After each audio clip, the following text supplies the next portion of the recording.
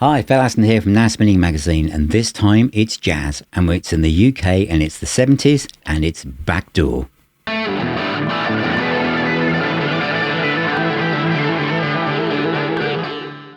Vienna Breakdown, from Backdoor, 1971 to 1976.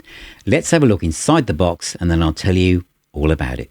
So this is a look inside the Backdoor Vienna Breakdown, the recordings 1971 to 1976 box set, which is some Esoteric Records. Nice glossy clamshell box that we've come to expect from them, and this contains 5 CDs. They might not necessarily be in the order because I've been playing them, but we've got CD number 1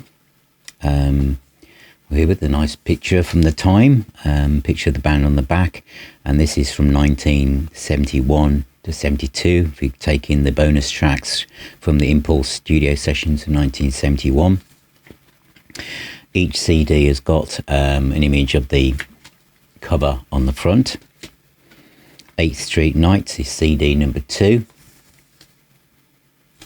Similar design throughout, so just so you can see that how they've done the design. At the BBC from 1973 to 1974. Lots of tracks here on the disc. Another fine Mess CD 4. This is from 1975. And then finally Activate CD 5. The tracks here from 1976. So that is all the discs. You can see they're fitting very nicely in what we've come to expect, these high quality sets. And then we've got the booklet, which is a very substantial one. Again, Esoteric do this for quite a few sets, and this is wonderful. So Ron Aspery, Colin Hodgkinson on bass guitar, Tony Hicks. So there's your Deep Purple connection. Colin Hodgkinson went on to be in Whitesnake. So I've got all the track credits to start with, and then we've got original sleeve text as well, which is great to have. And then we've got the essay, some press cuttings. Essay continues, nice pictures, again taken from the album. There's obviously in a gatefold, and again it's a great essay, so everything you need to know about this band and the musicians, what they did before and afterwards and what happened. And then we've got the credits remastered by Ben Wiseman at Broadlake Studios in Hertfordshire. And that is Backdoor Vienna Breakdown, and I'll give you an overview. 5 CDs, 1971 to 1976, Backdoor. I knew the name, but I did not know the music. And when I posted this on the Facebook group, a lot of people said, "Oh Phil, wow, now you're talking, this is a great band." This is jazz, this is UK jazz. I wouldn't say it's jazz fusion. It isn't the kind of jazz when I was a young teenager trying to explore this genre through Tommy Bolin and Billy Cobham, Spectrum, and stuff like that I thought, this is jazz. People saying to me, this is jazz, Phil. It isn't really. It's kind of jazz rock. This, especially the first album, is jazz. And I'll be honest, if I had landed on this around that time I was listening to Slade and T-Rex and even Purple or Rory Gallagher, I wouldn't have probably gone that far into the album or even this set of music. I'd have thought it's not for me. Why? Because it wasn't guitar orientated. This was Ross Aspery on alto and soprano saxophones and flute. Amazing player and a really big name at the time, but not in the circles I was in at the time. Tony Hicks on drums. Again, an amazing player, but not in the circles that I was listening to. One name would later on, before I had the gumption to go down this rabbit hole, was Colin Hodgkinson on Fender bass guitar, because he popped up in a lineup of Whitesnake. And I remember at the time thinking, Colin Hodgkinson, what a strange musician to stick in with Whitesnake. And I thought, why? I didn't know about Backdoor. Well, I can understand that now, because when you listen to this through older ears, which was very essential for me. Wow, what an amazing player. I did a video called, is this the top 10 or top 20 best bass players kind of video? Would I have stuck Colin in that list after hearing this box set? He certainly would have been mentioned.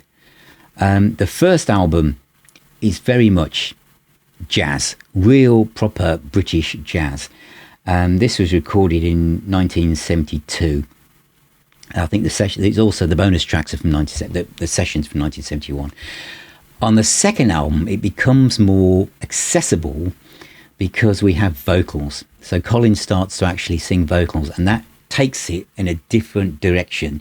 There's lots of BBC tracks on that, and then CD4 also we've got vocals. More things start to creep in, more blues, etc. And especially when we get to 1976, we are more into there's guitars on here, and it kind of evolves, it moves forwards and does become more kind of jazz rock, jazz fusion. You saw in the booklet, it's very detailed, and what is lovely about this, and this is where Esoteric land on a band that, how many people are talking about Backdoor, I wonder now, on YouTube at any one point in time? How many people are streaming Backdoor tracks at any moment in time globally? Hard to say, isn't it, really? I'm not going to look up on Spotify. That's probably been attacked by AI or something. So the fact that Esoteric, somebody there, the project manager thought, Backdoor, what are we going to do? Well, we could just stick out a 2 CD compilation and say the best of Backdoor, put a little 4-page booklet in it and say this is what it was about, and that'll do. But they haven't. They put together a proper clamshell box with 5 CDs, a really elaborate, thick booklet explaining everything about the band, tracking them, talking to the musicians as well. It's the definitive word on a band that you kind of feel that they didn't have to do this. I don't know what the budget is when you think about the way some labels think, what we're going to make from this. This has been put together, and this is why Esoteric are leaders in this, and Cherry Red are fantastic for this kind of stuff. Thank you, because I now understand and appreciate this band called Backdoor.